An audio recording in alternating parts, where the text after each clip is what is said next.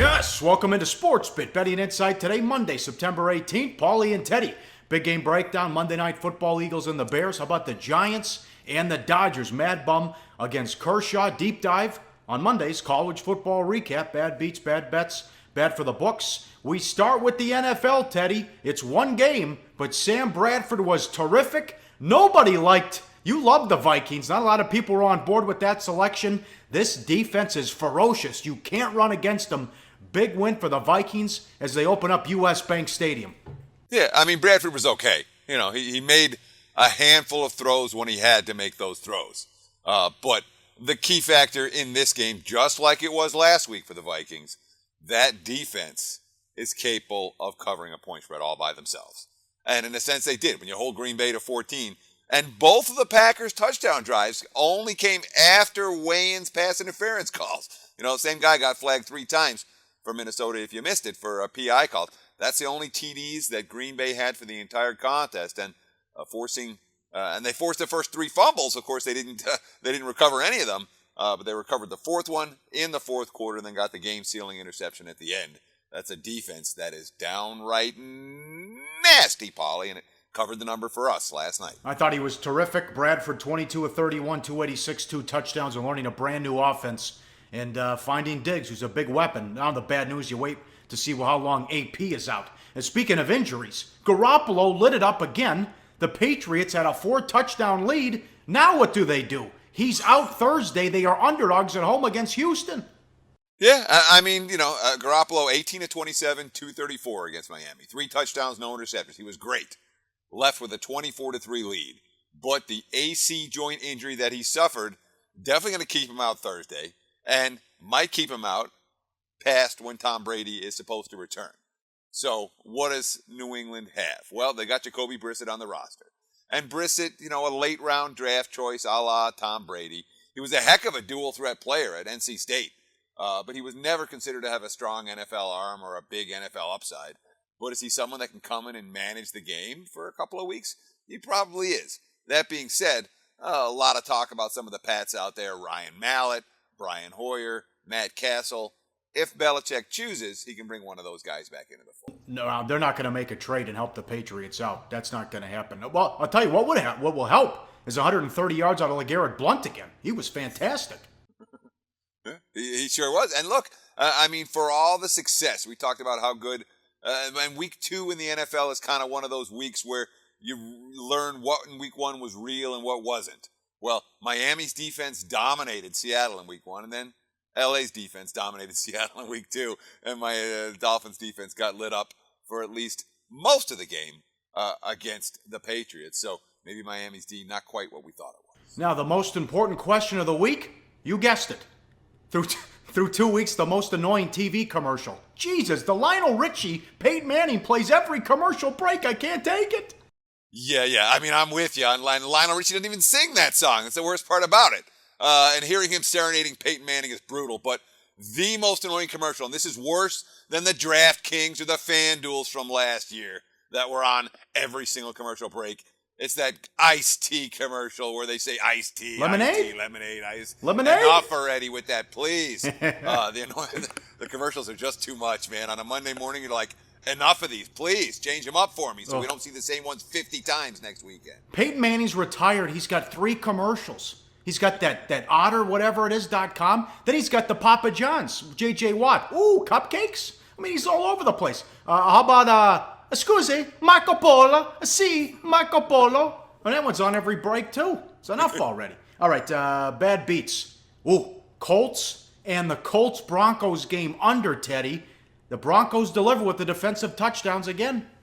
They sure did. I mean, and a brutal beat if you had Andy or the under in that game. I mean, you could have had 6.5 with the Colts. There were 7s popping up on game day. And, of course, the total got bet up all the way to 47, which is the first time we've seen money come on a Broncos under in a long time. And the only way they could lose, both, was, I don't mean to laugh, I didn't have money on Indy in the game. But if you had Indy, the only way you can lose them both, a turnover return for a touchdown on the final possession. And what'd you get? A turnover return for a touchdown on the final possession. 3 defensive touchdowns in the game. The only 2 touchdowns Denver scored in the second half came from that defense. Like Minnesota, the Broncos last year and this year have a defense that's capable of covering numbers all by themselves. Doesn't make you feel any better if you have the Colts or the Colts under. Rant coming up in a second. Let's go rapid fire bad bets. Kansas City. Houston moves to 2-0. Great defense there. And the Saints-Giants game over. Never had a chance. No. I mean, a bet from 52 to 54. They managed to get 29 in the ball game. Only one offensive touchdown for the entire game. The Saints were really bad. And the Giants 0 of 3 in the red zone, -3 in turnovers. Eli throws for 368, and the Giants offense doesn't get a TD. Yeah, well, that $200 million they spent on defense. Giants, by the way, ESPN Stats and Info tweet, first team to win since 2006 without an offensive touchdown and -3 in the turnover battle. How about that? What'd you think of KC's performance? I mean, KC stunk. Yep. What do you say? Right. Alex Smith was really good last week. He wasn't as good this week. Houston came to play. And let's give the Texans defensive credit. The Chiefs embarrassed them twice on their home field last year. Wasn't going to happen 3 times in a row. And all that Chiefs money, Kansas City bet from +2 to -1 on game day. The books get to keep all of that. I did not understand the 49er money at all. The NFL screwed them with this travel all the way across country for a 10 a.m. start after the short week on Monday night. Remember, back-to-back years, they've been blown out. They also were blown out in Pittsburgh in the same situation in week 2. And Seattle. Oh, pat yourself on the back, Teddy. This Seattle offensive line is horrible. And the Rams are 4-1 against the Seahawks since 2014. And it's the first win for the Rams in L.A. since November 1994. And the Rams have a 3-game winning streak over the Seahawks. But let's go back to that 49er money. I mean, there were bet a ton of San Fran money on game day. +13.5 bet down to +12. There were +11.5s out there for the 49ers. And San Fran was in the game. They were competitive. It wasn't like last year when they got blown out in week 2. I think it was like 47-7. And in fact, it was a 7-point game in the fourth quarter. But worth noting, we want to pay attention to coaches who are aggressive play callers in the fourth quarter.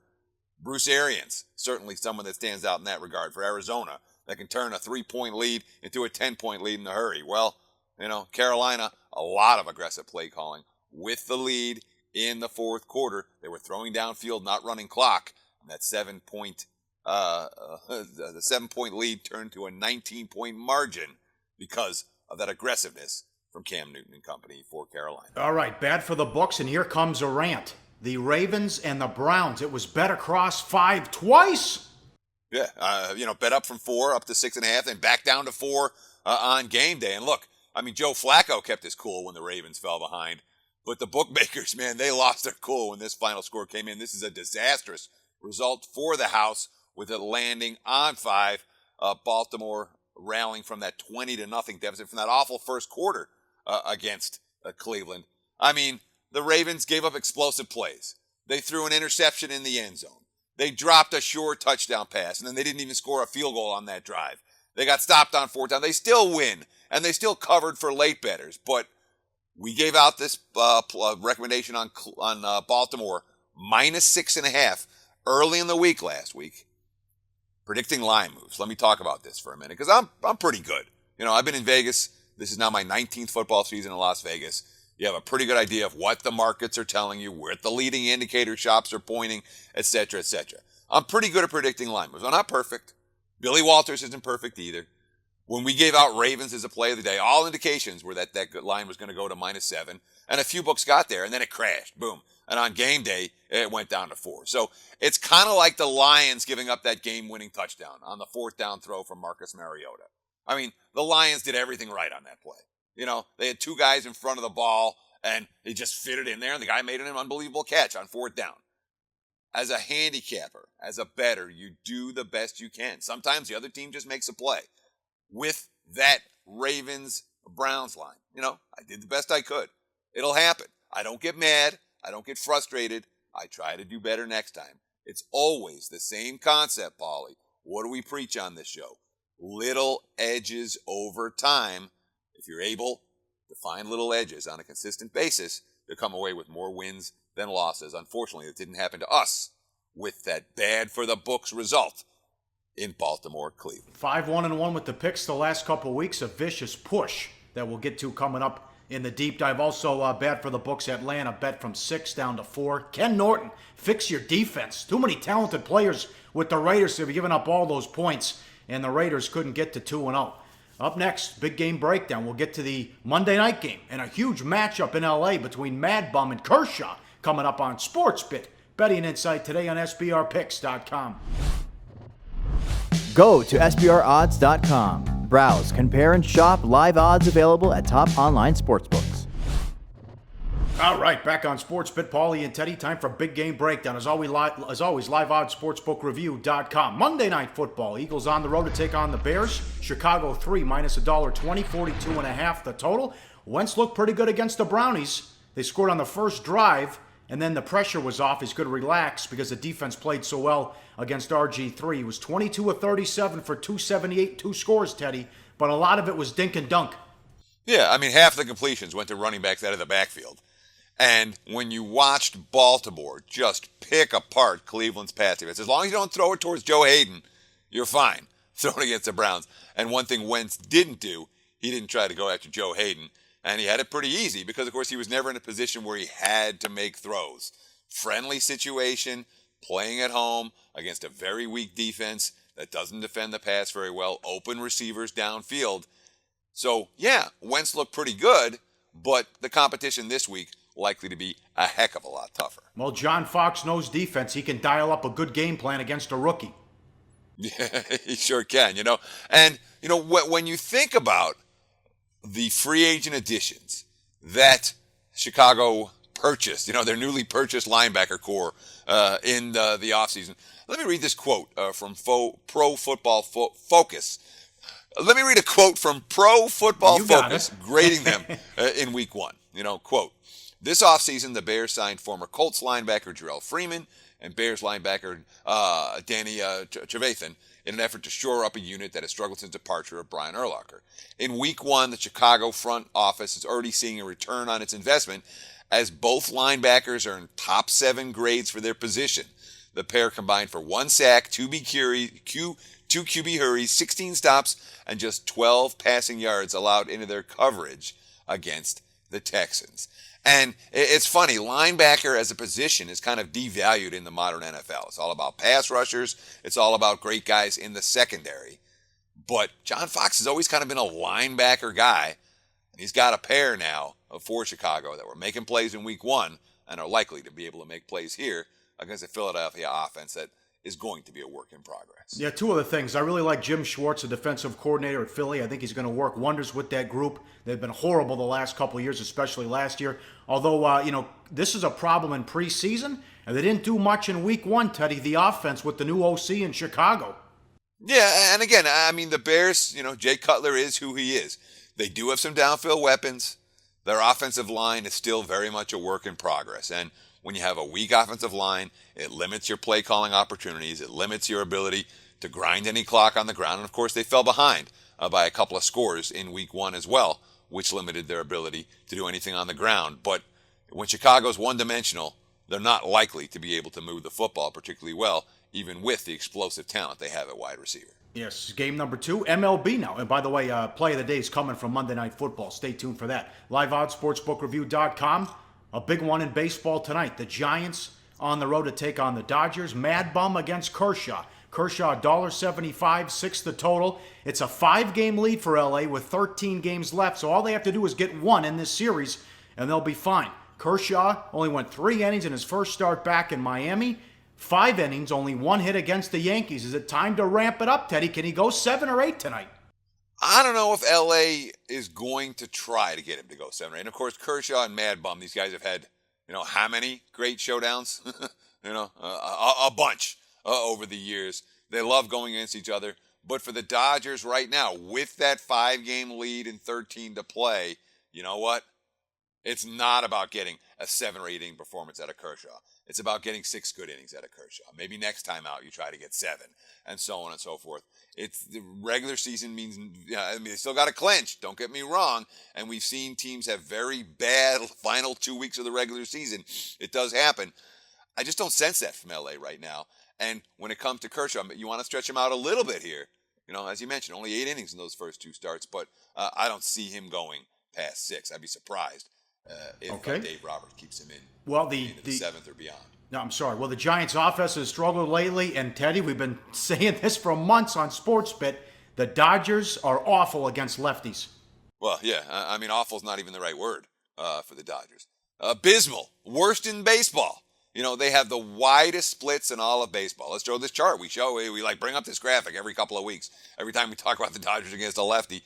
Here they are against righties. OPS for the season, number 5 in all of baseball. Here they are against lefties.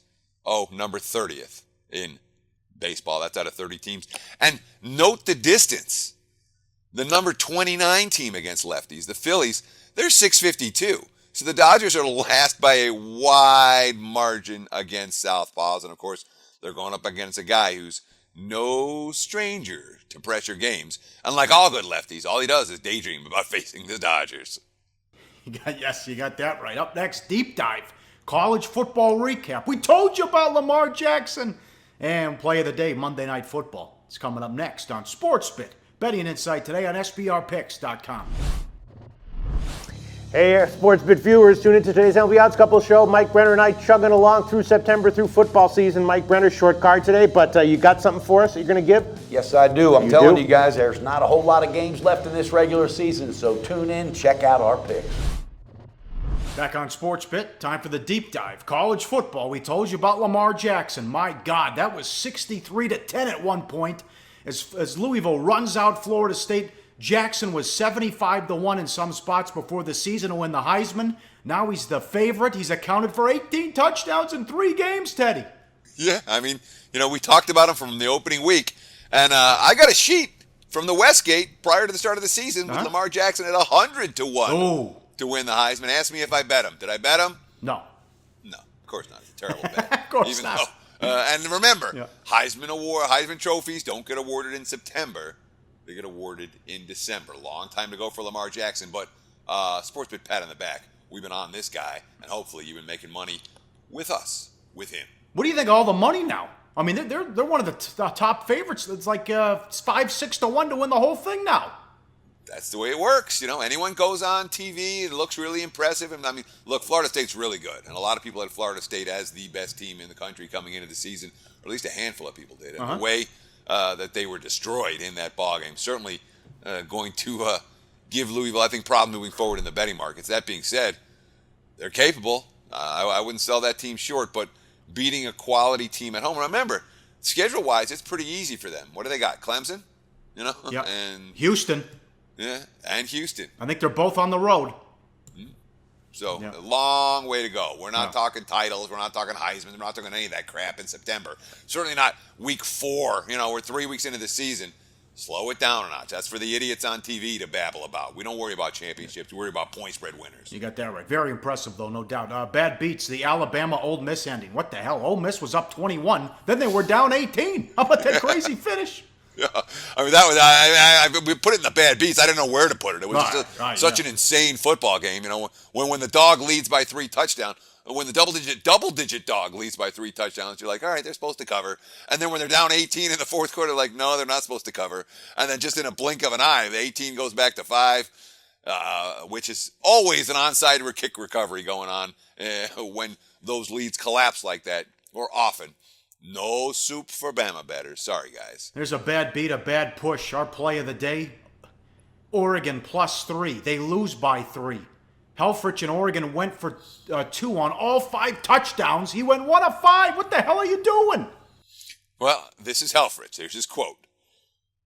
We want to be foot on the gas in every phase. And that's an example of that. From there, it's going to be look-based. There's multiple options in every situation. It's all based on the look. We can chip back in and kick it if we want. The situation was exactly how we planned it. We need to coach it better. We need to execute it better. Now, some people are going to say, get that game situation chart out of your pants and read the damn thing. Oregon is only 10 of 28 on 2-point attempts under Helfrich. That being said, coaches who are aggressive deserve respect. And coaches who are aggressive deserve praise, not criticism. You have to take the bad with the good. They went for it. Didn't work. That doesn't mean it's a wrong strategy. Stupid. 4 times in a row they got stuffed. Be more creative. Come up with something better. And what's wrong with kicking the extra point? It worked right away. And then this is the same guy who said we're going to go fast, fast, fast and not change anything. In their 31-0 lead, they blew in a bowl game against TCU with a backup quarterback. That's when I knew that guy didn't have a clue. Tough push there if you followed us here on SportsBit. All right, one more. Vicious. See, Rutgers here. Oh, New Mexico, a wire job. What happened? Oh, yeah, New Mexico. I mean, wire to wire. The Lobos are covering. And Rutgers, first New Mexico turns it over. And then Rutgers, they hold on. The defense holds on, and Rutgers forced to kick a field goal. And then it happens again. So it goes from 3 to 6 to 9. Ton of Rutgers money. This was a bad result for the house. Lobos covered wire to wire.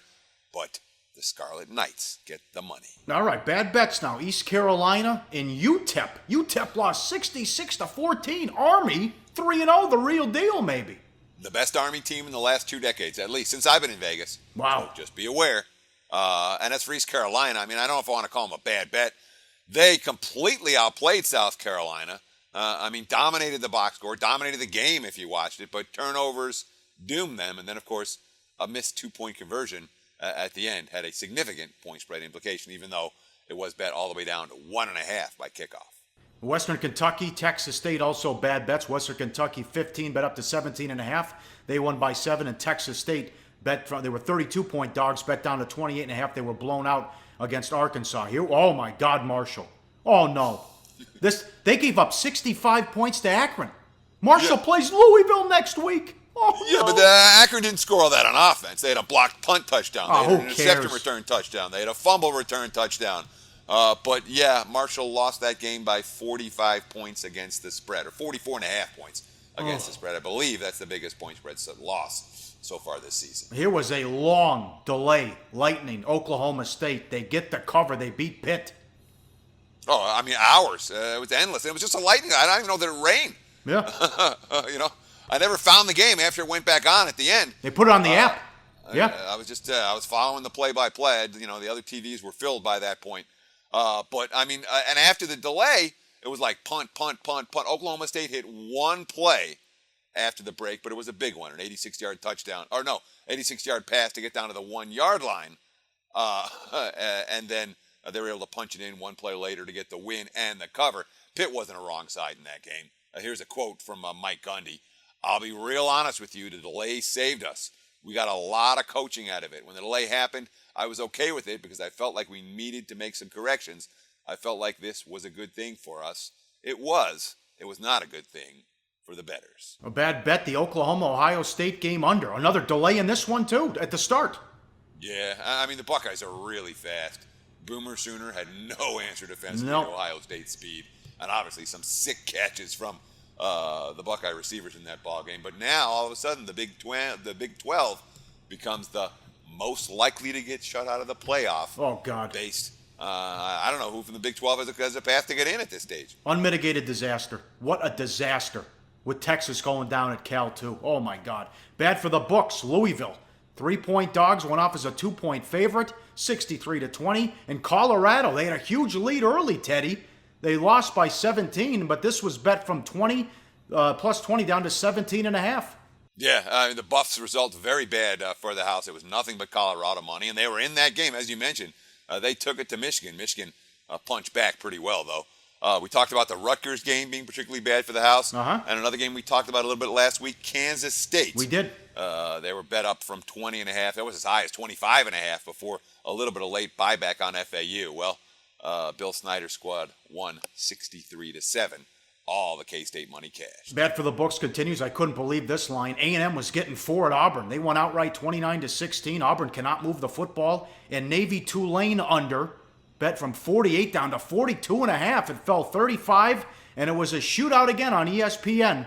Texas and Cal, 76.5. The total bet up to 80.5. Finished 93. Yeah, and 93. I mean, it could have been a lot more. Cal is about as strong an over team as I've ever seen.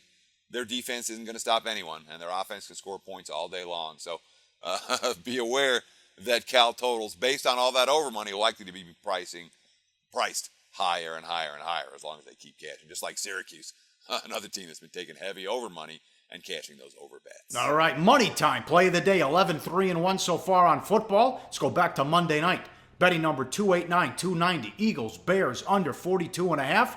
The Bears offense continues to struggle preseason and in week 1. Sluggish without Bennett and Forte. We like Schwartz, defensive coordinator with Philly, and we think it's a low score. And remember, Wentz, Fox will have a good game plan in for the rookie. Under 42.5. The money time, the under. Tonight's Monday Night Football game. We're back Tuesday. Jimmy Vaccaro, how'd the books make out? How'd the players do? We'll recap Monday Night Football. We'll look at some big baseball games as well. Only 2 weeks left in the season. We will talk to you Tuesday on SportsBit. Betting Insight today on SBRPicks.com.